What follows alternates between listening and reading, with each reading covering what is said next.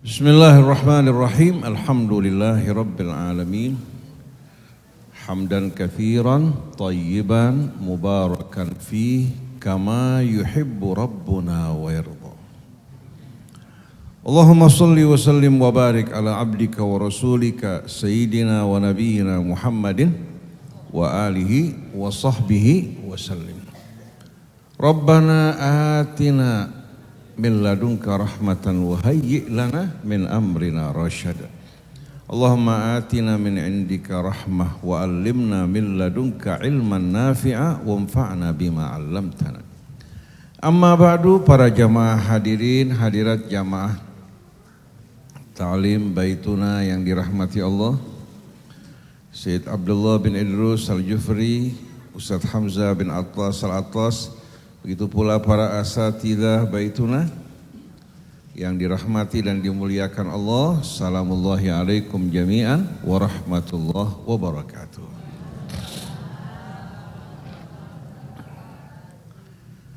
Alhamdulillah, di hari Ahad ini kita dapat berkumpul. Allah Subhanahu wa taala satukan hati kita dalam memperingati sosok dan suri tauladan yang Allah Subhanahu wa taala jadikan bagi kita sebagai sebaik-baiknya contoh. Walaupun kita berasal dari latar belakang yang berbeda, tapi kecintaan kepada Allah, kepada Rasul menyatukan kita semuanya. Nah, ini yang kita harapkan dari orang-orang yang beriman, jangan mau terkotak-kotak, tersekat-sekat. Jangan juga merasa yang satu lebih tinggi dari yang lain, tapi kita ingin betul-betul semua menjadi hamba-hamba yang berserah diri, berjalan menuju Allah di bawah pimpinan dan ketauladanan Sang Rasul yang diutus sebagai rahmatan lil alamin. Tema kita pada hari ini berkaitan dengan keluarga dalam ketauladanan Nabi kita Muhammad sallallahu alaihi wasallam. Sebagaimana tadi yang Ustaz Hamzah sampaikan bahwa keluarga itu terdiri dari suami, istri, dan anak.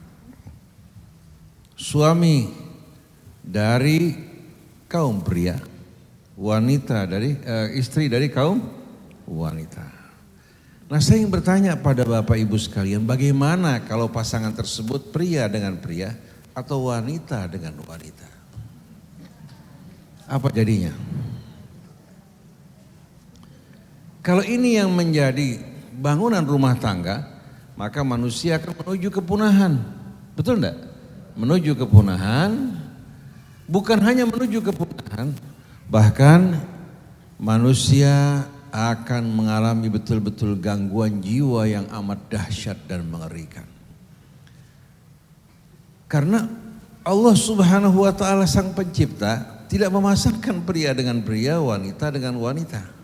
Tapi pria dan wanita merupakan sepasang yang berasal dari belahan jiwa yang sama. Dari belahan jiwa yang dengan karakter yang berbeda. Dengan karakter yang berbeda. Sebagai contoh, di saat kita membaca firman Allah, wa min ayatihi an khalaqalakum min anfusikum azwajan litaskunu ilaiha. Dari ayat-ayat kebesaran Allah Ta'ala, Allah menciptakan bagi kalian dari diri kalian sendiri, dari entitas yang sama. Ya. Allah ciptakan pasangan kalian. Tujuannya apa? Untuk membuat kalian menemukan rasa sakinah dalam kehidupan berpasangan tersebut sebagaimana yang diatur oleh Allah.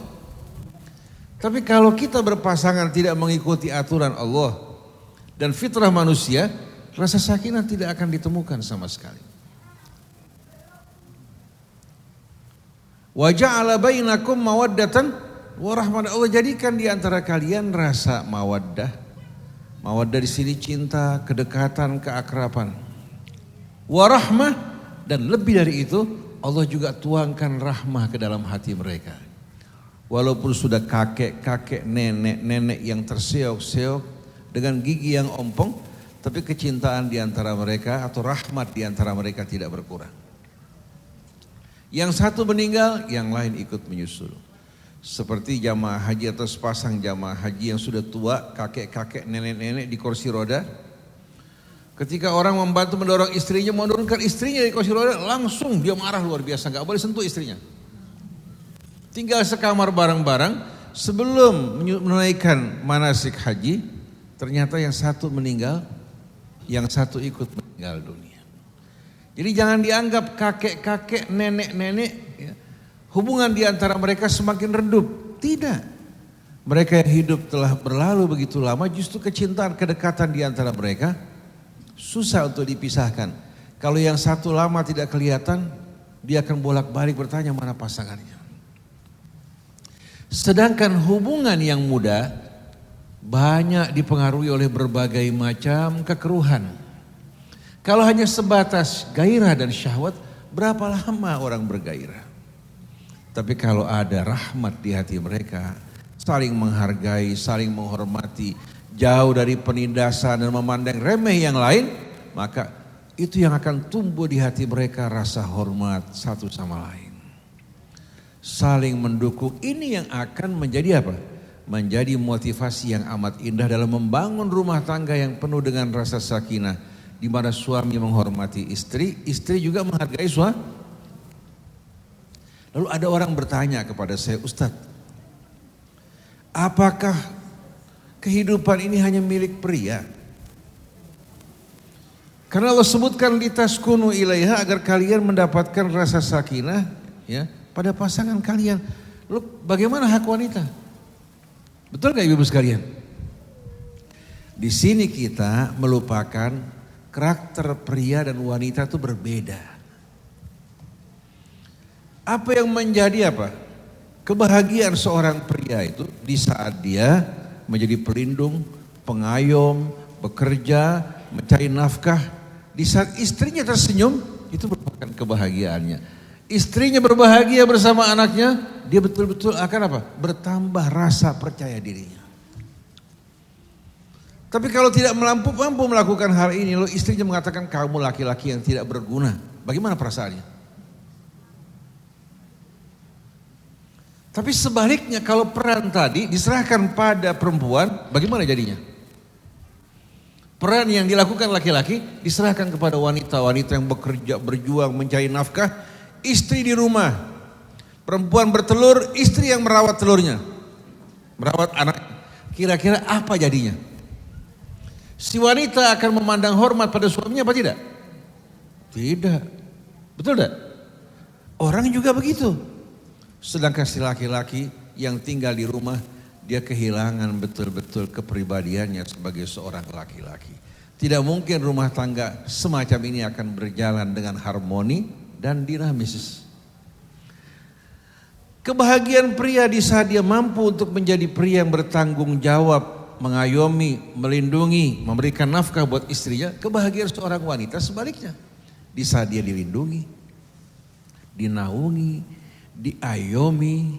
Betul enggak?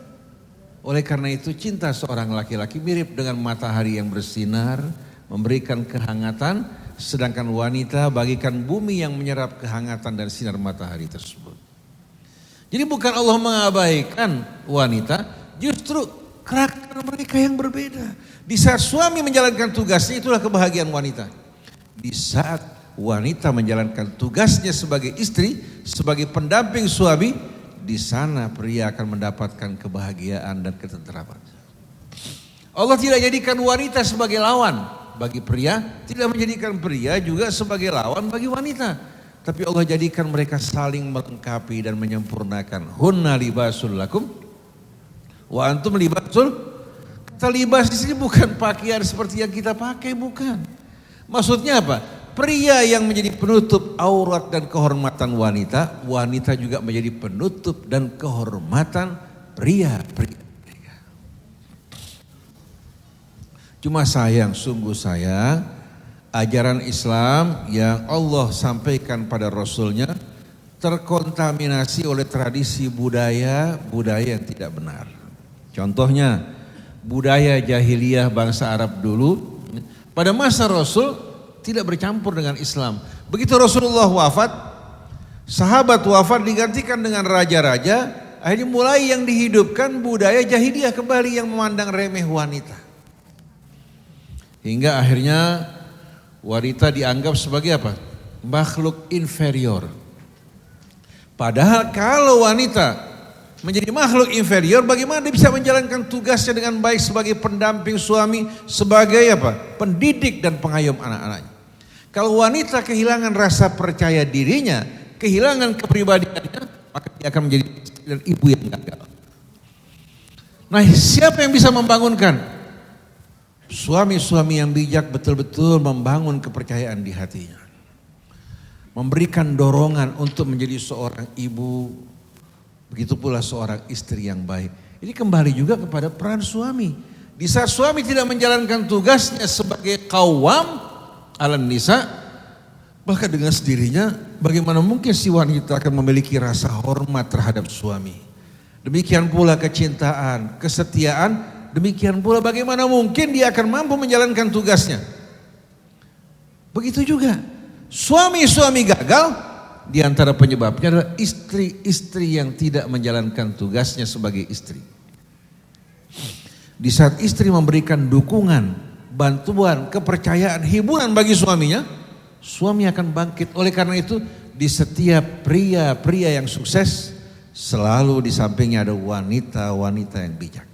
Begitu juga sebaliknya, di samping wanita-wanita yang bijak, yang penuh rasa percaya diri, wanita yang terhormat, ada suami-suami juga yang memberikan betul-betul kepercayaan dan kehormatan bagi wanita tersebut hingga dapat menjalankan tugasnya dengan sebaik-baiknya. Jadi kalau kembali kepada Al-Quran, Quran tidak pernah menempatkan wanita sebagai makhluk inferior.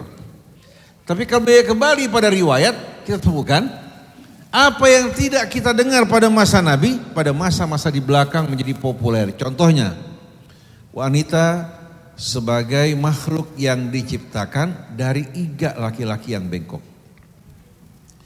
Diluruskan dengan paksa patah, dibiarkan akan semakin bengkok. Coba buka hadis ini, ada nggak maknanya dalam Al-Quran? Kalau ada, saya kasih leher saya. Tapi kita jumpai ternyata menutnya di perjanjian lama yang sekarang ini ada. Di perjanjian lama yang menggambarkan bahwa ketika Nabi Adam diciptakan pertama-tama sendiri, beliau kesepian. Maka Allah tidurkan Nabi Adam, ambil iganya satu, kemudian dibungkus dengan daging. Maka lahirlah Hawa alaihas salatu wassalam. Dia diciptakan dari iga yang paling bengkok. Maka selamanya akan bengkok.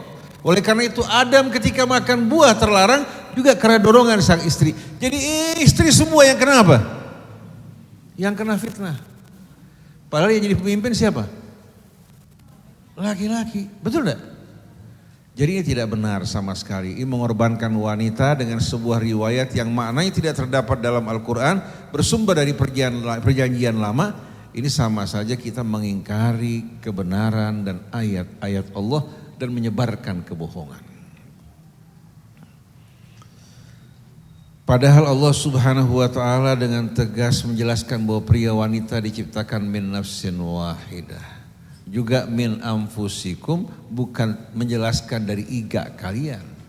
Tapi Rasulullah mengatakan an-nisa syaqaiqur rijal, wanita itu belahan dari kaum pria, belahan jiwanya.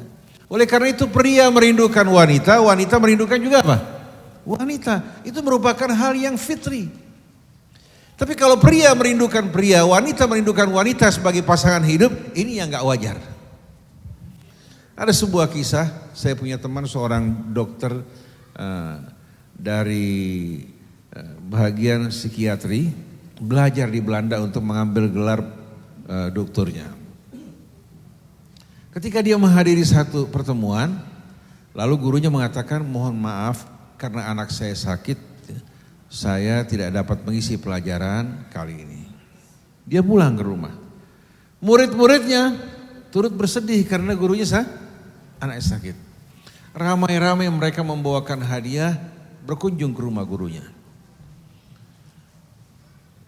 Ketika mereka datang, mereka mengatakan kami turut bersedih, mudah-mudahan anak kamu cepat sembuh. Bisa kami lihat anak kamu. Ternyata dibawa ke ruangan tengah ada seekor anjing yang sedang sakit. Ini anak saya dengan namanya lagi. Ternyata dia pasangan gay. Pasangan gay. Jadi tidak memungkinkan untuk dapat anak. Sedangkan kerinduan terhadap anak ada. Setiap manusia punya kerinduan. Akhirnya terpaksa mengadopsi seekor anjing. Dan subhanallah dia telah berpesan bahwa warisan hartanya kelak diberikan pada anaknya. Allah sudah tunjukkan jalan yang sejalan dengan fitrahnya. Sejalan yang dengan kebersihan hidup, menjauhkan dari penyakit, memberikan ketentraman jiwa dan rasa cinta. Manusia memilih jalan yang lain. Mengherankan apa tidak? Di saat pria dengan pria berhubungan, wanita dengan wanita berhubungan, memunculkan bukan hanya gangguan, penyakit-penyakit yang kembali pada fisik, bahkan jiwanya. Penyakit cacar bopeng, cacar monyet yang sudah nggak ada, begitu juga waliyadzubillah di antaranya HIV, semua di antara penyebabnya adalah ini. Dan herannya di Indonesia banyak pembela yang membela hal ini, menganggap ini merupakan varietas seksual, bukan merupakan penyakit. Kalau kita sepakat bahwa ini penyakit, kita akan mengobati yang kena penyakit, memberikan bimbingan dan pelajaran, nasihat ya, agar dia sembuh. Tapi repotnya sebahagian kalangan, apalagi kalangan psikolog, mereka beranggapan berdasarkan ensiklopedia mereka, ada ensiklopedia Americano, mengatakan bahwa ini varietas seksual, bukan merupakan penyakit. Jadi kalau penyakit dianggap sehat, bagaimana mengobatinya? Betul enggak? Jadi Bapak Ibu ridho enggak Allah jadikan berpasangan pria wanita? Ridho enggak? Nah kalau ridho, bagaimana Bapak menjadikan istri sebagai pasangan? Tidak akan sempurna kita tanpa menyempurnakan pasangan kita. Tidak akan mungkin rasa mawaddah, begitu pula rahmat akan muncul di hati kita kalau kita perlakukan pasangan kita dengan cara yang tidak baik. Oleh karena itu pesan Nabi kita Muhammad SAW, sebelum beliau wafat, istausu bin nisa'i khaira, fa innakum akhadtumuhunna bi amanatillah wastahlaltum furujahunna bi kalimatillah.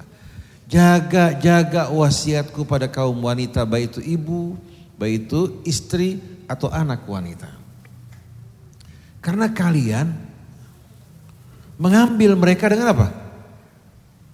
Bi amanatillah. Amanat dari Allah. Juga perpindahan amanat dari orang tua kepada suami. Amanat bakal ditanya enggak? Jadi kalau kita berbuat aniaya pada pasangan kita, berarti kita siap untuk berhadapan dengan pertanggungjawaban yang besar di hadapan Allah Subhanahu wa taala. Wastahlaltum furujahunna bi kalimatillah, dan kalian dihalalkan untuk menggauli mereka, ya, menyalurkan syahwat kalian bukan dengan bayar uang, dengan kalimat Allah.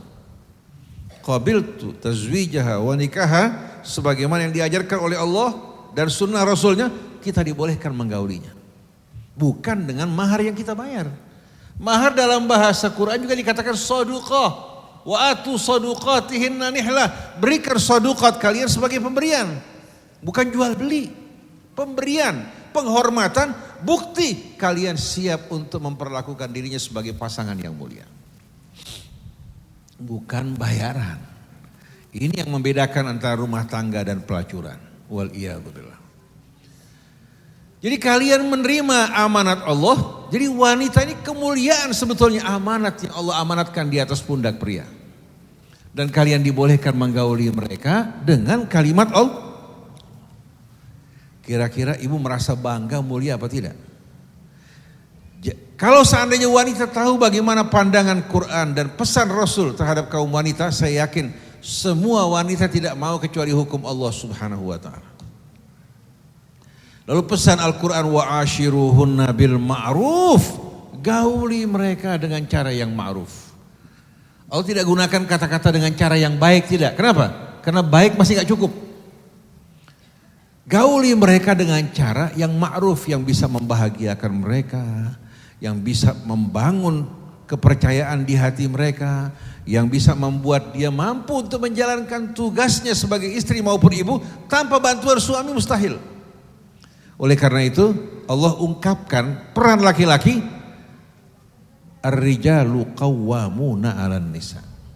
Allah enggak mengatakan laki-laki imam terhadap wanita, tapi qawwam. Kenapa? Karena dalam bahasa Arab qawwam itu diambil dari kata apa? Qama yaqumu. Qawwama yuqawwimu taqwiman, artinya meluruskan. Laqad khalaqnal insana fi ahsani. Kemudian juga apa? Ihdinas siratal mustaqim, dari kata yang sama. Peran laki-laki di sini bagaimana dia memimpin keluarganya dengan meluruskan mereka.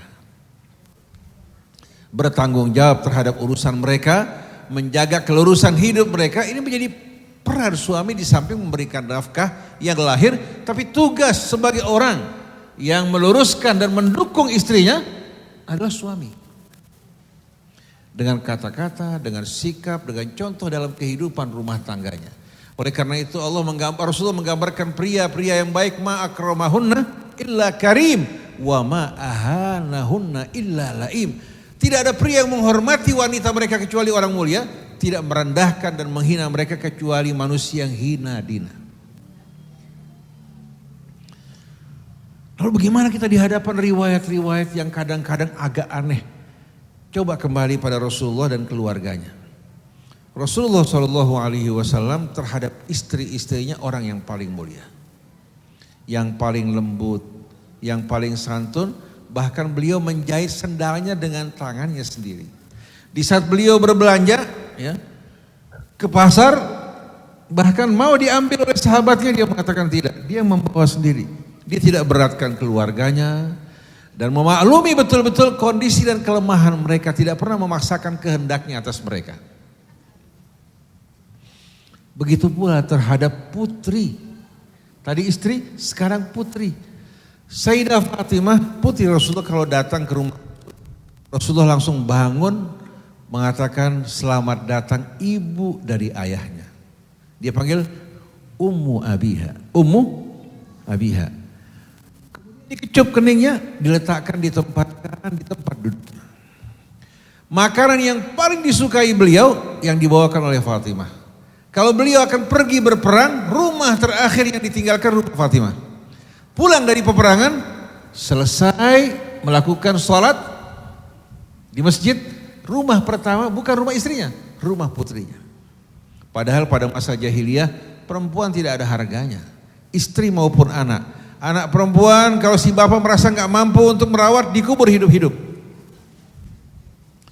Bahkan seorang ibu tiri, di saat bapaknya meninggal, diwariskan oleh anaknya. Jadi kalau ibu tirinya masih muda menarik, si anak mengatakan ini bahagian saya, dikalungkan sorbannya, lalu mengatakan bahwa ini warisan saya. Bayangkan coba. Jadi wanita dianggap seperti barang, seperti harta yang bisa dibagi-bagi tanpa menghargai pandangan mereka. Tapi Islam memuliakan mereka, bahkan mengharamkan perbuatan tadi, wala tankihu ma nakaha aba'ukum minan nisa innahu kana fahishatan wa maqtan wa sa'a sabila.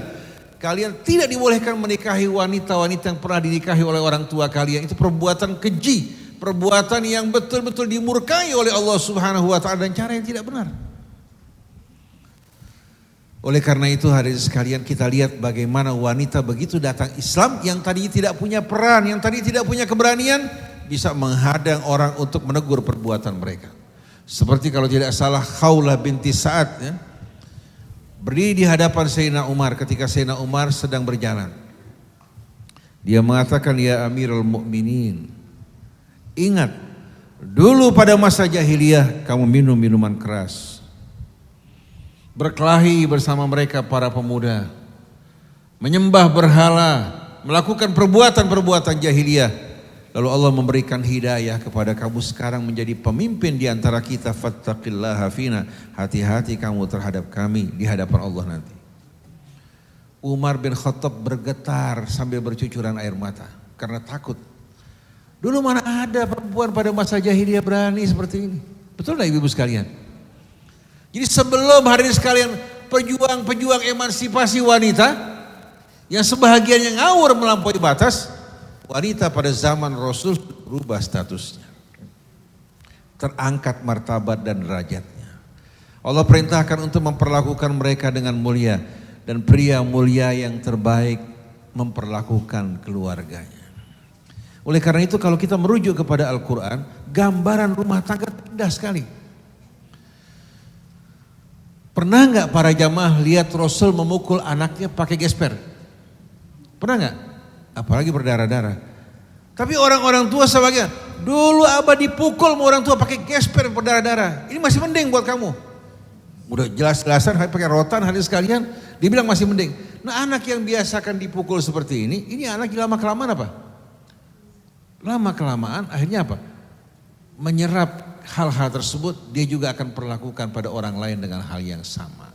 Anak yang arogan, yang kasar, karena diperlakukan kasar oleh orang tuanya. Yang suka berbicara kotor, kan orang tuanya juga di rumah melakukan hal yang sama.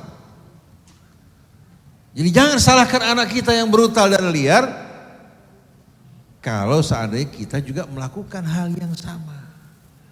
Tapi orang tua yang melakukan anaknya dengan baik, dengan mulia, rasa percaya diri muncul di hatinya.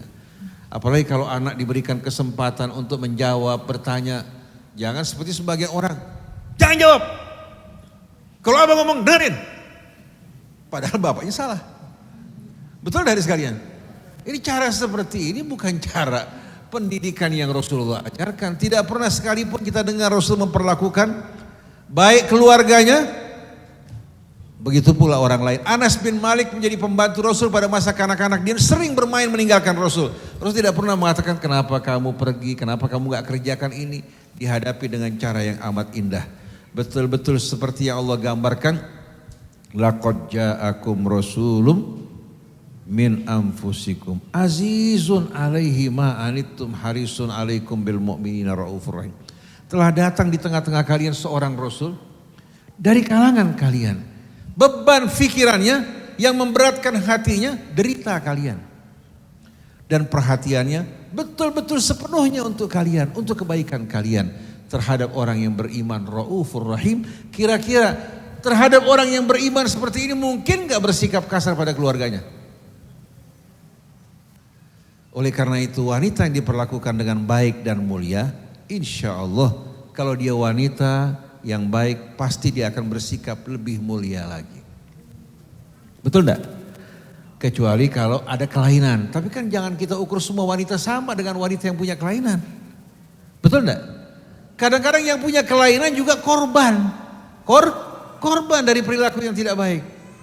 Oleh karena itu pepatah mengatakan ahsin ilan nasi tasta'bid qulubahum falatala masta'badal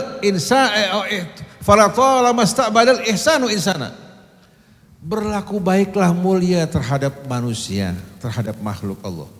Kamu akan kuasai hati mereka. Berapa banyak kebaikan yang betul-betul menguasai hati orang-orang ya, yang diperlakukan dengan baik. Jangankan manusia, ibu kalau buat baik sama kucing sama ayam. Kalau ibu pulang baru dengar suara ngomong ibu atau gerakan ibu, ayam kucing datang menyambut ibu, betul enggak? Apalagi manusia. Apalagi manusia. Maka Allah gambarkan gambaran yang amat indah dalam suratul Baqarah. Nisa'ukum harthul lakum. Wanita-wanita kalian apa? Harthul lakum. Tanaman dan ladang-ladang kalian. Para petani, ya, di antara yang paling dicintai apa? Ladangnya. Kalau dia tidak mencintai ladangnya, tidak mungkin pagi-pagi subuh-subuh dia berangkat ke ladang. Betul enggak? Kemudian dicabuti gulma-gulma yang mengganggu pertumbuhan tanamannya. Disiram, dipupuk, dia lihat airnya mengalir cukup atau tidak. Kalau pupuknya kurang ditambahin. Kemudian bagaimana dia pasang kaleng-kaleng sama tambang untuk menjaga apa? Ladangnya pada saat panen dari belalang, dari burung. Jadi pertama dia membajak, kemudian dia bagaimana dia memupuk, kemudian dia menyemai sampai menanam. Setelah kelar, setiap hari datang ke sawah untuk mencabuti gulma-gulma melihat kondisi airnya. Begitu mulai panen, dia mulai menjaga hari sekalian jangan sampai capek-capek kerja dimakan apa? Nah kalau seorang laki-laki melakukan hal sama pada istrinya bagaimana kira-kira? Dirawat ladangnya, disiram, dipupuk dengan baik, diperhatikan airnya, dijaga, dibersihkan dari gulma yang merusak, insya Allah istrinya akan tumbuh dalam kemuliaan. Betul nggak ibu-ibu sekalian?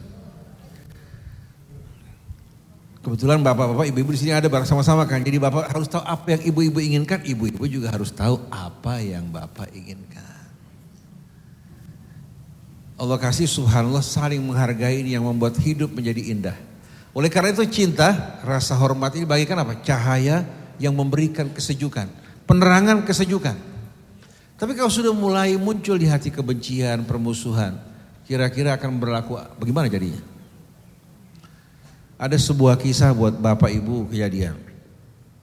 Suami istri rukun saling menghargai, menghormati. Suami mengajar, istri mengajar. Subhanallah lama kelamaan ada yang menawarkan untuk memasarkan Herbalife. Tertarik suami istri.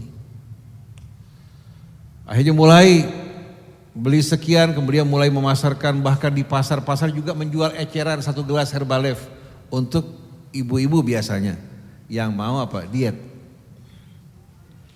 Lama kelamaan dia bekerja mulai meninggalkan dia punya peran sebagai guru. Mulai suami istri ribut, bertengkar. Karena apa? Nanti kumpul dalam rapat di sana, rumpul rapat di sini, rapat di sana. Yang laki kenal perempuan, yang perempuan juga mulai kenal laki lah. Akhirnya ribut, si perempuan mengatakan kalau kamu terus kerja begini, mendingan kita pisah aja. Mendingan kita pulang mengajar daripada kita kerja, yang diuntungkan juga orang-orang yang gak jelas sama sekali. Yang satu lagi, keluarga masih. Yang satu lagi suaminya gak tahan. Perempuan yang tadi gak pernah keluyuran, gak pernah kemana-mana, mulai muncul aktivitas macam-macam. Kadang-kadang suami bisa ikut, kadang-kadang suaminya gak ikut. Kalau pulang kan malam. Yang tadinya rapi jilbabnya, mengajar, mendidik anak, akhirnya waktu datang dia mesti pergi. Suami di rumah, akhirnya suaminya subhanallah gantung diri. Gantung di, Allah kasih alhamdulillah masih bisa diselamatkan. Ini hidup yang wajar bukan? Di saat orang memasarkan Herbalife keluar duit lagi dia bangun jaringan. Yang diuntungin siapa? Mendingan ibu-ibu bikin jaringan. Nasi uduk, nasi ulam. Ya. Produksi rame-rame bikin jaringan. Betul enggak? Menguntungkan warga, bermanfaat untuk kita sesuai dengan selera kita. Tapi perangkap-perangkap yang kita lihat ya. Dari mulai propolis. Ya. Kemudian juga Herbalife dan lain sebagainya membuat akhirnya banyak bapak-bapak ibu yang rumah tangganya mengalami kerusakan. Karena tidak mengikuti petunjuk Allah. Padahal rumah tangga bahagia bukan harus banyak uang. Asal suami, istri tahu peran masing-masing, rumah tangga mereka pasti bahagia. Tapi walaupun kaya raya, kalau yang satu ke timur, yang satu ke barat, tidak ada ikatan, terjadi keributan pasti dengan mudah akan pecah di antara mereka. Wanita-wanita kalian ladang pertanian kalian. Ini pada laki-laki kan? Kemudian apa? Fa'tu harthakum anna syi'tum. Lakukan terhadap ladang kalian sebagaimana cara yang kalian suka, tapi jangan merusak. Karena petani pasti tidak akan mungkin merusak ladangnya. Datangi, gauli mereka dengan cara-cara yang baik, yang sesuai. Dengan apa? Dengan kondisi lahan kalian. Lalu yang menarik, wa qaddimu li anfusikum. Ini perintah untuk pria dan wanita sama-sama. Hendaknya laki-laki itu dan wanita melakukan pendahuluan dengan apa? Dengan kata-kata yang manis, dengan sikap yang mulia. Pulang dari luar, ya, dia bertanya pada istrinya apa yang kamu mau, bawakan sesuatu walaupun hanya sekedar. Tidak berarti itu menimbulkan hal-hal yang indah buat istrinya. Istrinya juga bertanya pada suaminya apa yang dia suka pada saat akan pergi, apa yang dia mau. Menjaga kehormatannya ini yang akan membuat mereka akan terus menumbuhkan kecintaan dan rasa hormat di hati. Wa qaddimu li anfusikum, ini merupakan ayat yang amat indah. Jangan laki-laki bergaul sama perempuan, istrinya percis seperti ayam. Kata-kata yang indah, yang baik, yang mulia, yang lembut itu akan membahagiakan pasangnya. Begitu juga sang istri. Sang istri juga berkata yang baik, yang lembut, yang betul-betul menyenangkan, ini akan kembali pada dirinya. Faman ya'mal mithqala dzarratin wa man ya'mal mithqala dzarratin syarran. Nah, kalau permulaan yang baik dari pasangan suami istri, insya Allah akan membawa akhir yang baik, juga akan menurunkan keturunan yang baik dan mulia. Betul enggak? Tapi kalau orang biasa ngomong yang enggak bagus, bersikap yang tidak baik, tidak berzikir kepada Allah Subhanahu wa taala, bagaimana akan mengharapkan anak yang soleh apalagi diberikan makan dari yang haram? Wa qaddimu li anfusikum. Hendaknya masing-masing pria wanita melakukan muqaddimah yang baik, kata-kata, sikap, perilaku yang mulia, insya Allah akan mengantarkan kita pada kebajikan dan kemuliaan. Lalu ditutup dengan firman Allah, wattaqullaha wa'lamu annakum mulaquh. Bertakwalah kepada Allah. Ingat, kalian semua akan menghadap ke hadapan Allah, pria maupun wanita. Si pria akan ditanya tentang istrinya, tentang anaknya. Begitu juga wanita akan ditanya, sebagaimana tadi Ustaz Hamzah mengatakan, dia bertanggung jawab tentang bagaimana sikapnya pada suaminya, pada anaknya. Wabasyiril mu'minin, untuk orang yang beriman secara khusus, sampaikan kabar gembira buat mereka. Jadi kalau kita terikat oleh kontrak, perjanjian yang disaksikan Allah, dan kontrak ini bukan jual beli, tapi kontrak lebih dekat kepada kemitraan dan kerjasama. Kerjasama saling melengkapi dan menyempurnakannya. Saya jumpai seorang laki-laki yang baik, tapi wajahnya tidak tampan, bahkan cenderung buruk. Waktu mau dinikahkan pada perempuannya, perempuannya cantik, si perempuan tidak mau sama sekali. Orang tuanya jelaskan pribadi ini laki-laki, sampai di puada si perempuan begini. Tapi si laki-laki ini luar biasa memuliakan istrinya. Memuliakan istrinya, menghargai istrinya, perilaku yang menyenangkan, menghiburnya, ya. Dan betul-betul dia memuliakan istrinya. Subhanallah, sekarang di mata istrinya masih hidup orangnya. Laki-lakinya bukan lagi rahwana tapi Rama yang menarik. Kemana dia pergi yang sekarang menjadi tutur adalah suaminya. Tapi walaupun suaminya tampan, kalau mulutnya judes pedes, suka ngungkit-ngungkit, kira-kira bagaimana perasaan ibu? Walaupun tampan, mau gak ibu punya suami kayak begini? A'udzubillah. Jangankan manusia, kucing lari. Begitu juga ibu, kalau mulut ibu judes, walaupun ibu cakep, lama-lama suami keluar rumah, ada yang ngelepekin, tinggalkan ibu, akhirnya apa? Pergi sama burung yang lain. Betul gak ibu? Tapi perilaku wanita yang mulia terhadap suaminya, hormatnya, taatnya, walaupun si pria di luar banyak memandang wanita-wanita cantik, tapi yang terbayang di hatinya istrinya. Seandainya dia menjaga tidak menikah bukan karena takut istri, karena takut ancaman tapi takut istrinya sakit dan menderita karena sayang. Kalau takut karena ancaman bisa ngumpet-ngumpet gak? Bisa, kayak teman saya, Ustaz, Ana mau nikah, nanti kalau Ana punya istri nanya, bilang istri ente. Bayangin coba, bisa gak ngumpet? Bisa ngumpet, laki-laki akalnya banyak. Betul gak? Dia pakai orang, keliling kemana-mana tempat, dibilang istrinya fulan, padahal istrinya. Ada yang ganti nama, ada yang ganti dia nikah pakai nama orang lain. Bayangin coba. Nanti kalau mau ditakut-takutin perempuan, nakutin laki-laki, laki-laki punya 1000 akal untuk bohongin perempuan. Tapi kalau takut istrinya kenapa-napa karena sayang dan cinta, kemanapun dia pergi, selalu dia akan terbayang pada keluarganya. Nah, yang bisa membuat suami seperti ini, kalau hatinya tidak disakiti, dihormati, diperlakukan dengan baik dan mulia. Sebetulnya resepnya gampang ibu-ibu. Resepnya gampang. Bapak juga untuk membuat istri sayang hormat pada kita, resepnya gampang. Berbuat ihsan. Ada seorang perempuan tanya sama saya, Ustaz, bagaimana bikin suami, kebetulan dia agak kurang cantik, suaminya masih muda, ya. Kan perempuan sering ketakutan kalau suaminya apa? Kalau suaminya sampai ntar lari sama yang lain. Karena kecantikannya kurang, apalagi dari masa ke masa, gadis yang muncul kan semakin cantik. Betul enggak? Ini membuat perempuan takut. Sebetulnya perempuan harus sadar Walaupun kecantikan kurang, tapi ada yang bisa menggantikan kecantikan.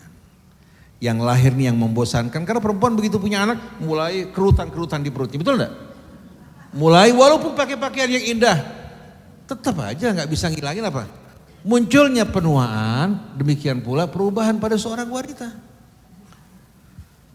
Akhirnya saya ketawa bercanda sama dia. Kamu mau suami kamu terikat sama kamu? Gampang. Baca selawat, bikin sayur pakai temu kunci. Kasih minum suami kamu. Insya Allah suami kamu hati terkunci. Betul Ustaz, betul. Ini true story. Saya bilang kamu nih dari kamu bingung sampai perkataan seperti ini kamu terima. Kamu perlakukan suami kamu dengan baik, dengan mulia. Kamu berikan kesetiaan, ketulusan, suami kamu akan menjaga kamu. Ini merupakan true story. Saya bicara sebagai penutup ya. 2 orang. Saya kenal baik. Seorang jenderal bintang 4. Teman saya nggak bangga dengan berteman sama jenderal sekalian. Cuma kebetulan istrinya wanita yang baik. Dan saya betul-betul terhadap keluarganya saya penuh perhatian. Istri Ustadz, bapak mau kawin lagi Ustadz. Minta izin sama saya bagaimana? Saya mau bilang enggak, saya takut sama Allah. Karena Allah bolehkan. Nanti kalau bapak berzina bagaimana? Tapi saya mau bilang iya, Allah yang tahu bagaimana perasaan dia. Dari mulai jadi tentara biasa sampai jadi jenderal nih. Dia dampingi suaminya dengan setia. Dan wanita ini wanita solehah betul-betul. Saya bilang, saya nggak bisa bantu ibu. Saya nasihatin bapak sekarang lagi dikuasai apa? Lagi dikuasai oleh perasaan mabuk kepayang. Mendingan begini, ibu doa, saya doa. Ibu doa? Kalau bapak diajak ngomong nggak ada gunanya sekarang. Ayo si ibu bilang kalau bapak mau menikah silahkan, saya pasrah buat Allah Ta'ala. Si bapak kebetulan punya rumah panjang menghadap satu ke jalan sana, satu ke jalan sini. Dia bilang sama istri mudanya, waktu mau merencanakan perkawinan, kamu ambil bagian belakang, saya bagi 2 buat kamu. Luas luar biasa. Yang tua ambil bagian depan. Menghadap ke jalan dua-duanya kan. Yang muda mengatakan saya nggak mau. Saya minta rumah sendiri terpisah. Pada saat hampir nikah, si perempuan bilang tidak. Si bapak yang lagi mabuk kepayang, begitu si perempuan sudah mulai minta macam-macam, langsung bilang batal. Ternyata istri saya di rumah yang terbaik buat saya. Batal. Langsung dia batal. Jadi cintanya semua hilang. Kemarin si perempuan masih pura-pura jaga image. Begitu mulai kelihatan belangnya, si laki bilang waduh saya salah ini. Langsung batal spontan. Si istri besok datang, alhamdulillah Ustaz, alhamdulillah. Bapak gak jadi menikah. Saya bilang itu karena doa ibu yang baik. Nah yang kedua teman saya dokter, lagi ngambil dokter di Al-Azhar. Dibilang sama istrinya orang Yaman, saya mau menikah lagi. Si perempuan mengatakan, ana la astati an aqulla lak. An aqulla lak? La. Saya enggak bisa bilang la. Hadza masmuhun fi kitabillah. Walakin anta a'lam bima fi nafsi. Wa'udu ilallahi tabaraka wa ta'ala. Saya lebih tahu tentang apa yang kamu lebih tahu mengenai perasaan saya kembali pada Allah Ta'ala. Si perempuan tidak ribut menghalangi, tidak macam-macam. Dia berdoa pada Allah. Dia bilang, ya Allah saya gak berani menolak apa yang kamu bolehkan, tapi engkau lebih tahu bagaimana perasaan saya. Subhanallah, kejadian hampir sama. Berangkat iringan-iringan pengantin nih. Waktu mau nikah, ternyata si perempuan dia minta dibelikan rumah, minta dibelikan ini sebagai mahar. Suaminya memang mau belikan rumah. Tapi gara-gara si perempuan minta macam-macam, langsung dia buka paket pengantin, saya nggak jadi untuk menikah. Langsung dia pulang ke rumah. Jadi ibu, jalan yang Allah berikan, selesaikan itu yang terindah. Kalau ibu jaga Allah, ibu dijaga nggak sama Allah? Tapi kalau ibu nggak jaga Allah, hati-hati. Allah bilang fadhkuruni adzkurkum. Ingat saya akan ingat kalian. Washkuruli wala takfurun. Biar ibu lihat perempuan di luar, masya Allah cantik-cantik. Kalau Allah jaga hati suami ibu gimana? Begitu juga bapak-bapak.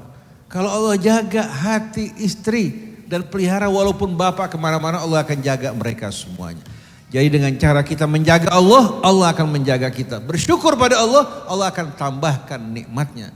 Jadi mari bersama-sama dalam kehidupan berumah tangga, kita mengikuti petunjuk Allah. Karena masalah rumah tangga ini panjang lebar kalau kita bicarakan.